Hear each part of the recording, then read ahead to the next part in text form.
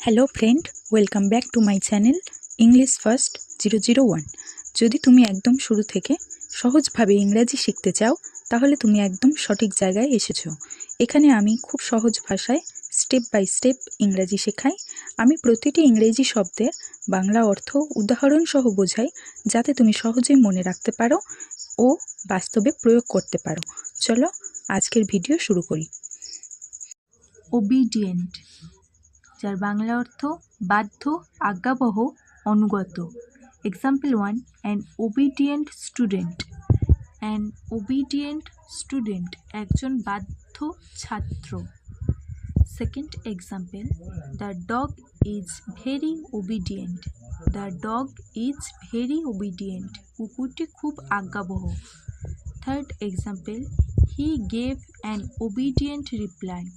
He gave an obedient reply, সে অনুগত্যপূর্ণ উত্তর দিল। Fourth example, she is an obedient child. She is an obedient child, সে একজন বাধ্য সন্তান। পরের শব্দ অ্যাসেম্বলি, বাংলা অর্থ সমাবেশ, সভা, সম্মেলন অথবা যন্ত্রাংশ জোড়া দিয়ে কোনো কিছু তৈরি করা। Example 1, morning assembly at school. Morning assembly at school, স্কুলের সকালের সমাবেশ। Second example, the assembly of the parts.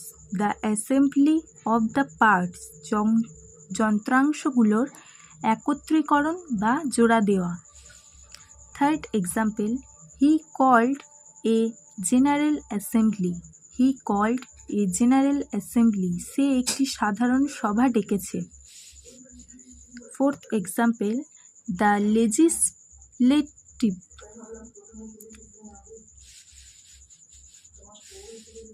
Fourth example, the legislative assembly.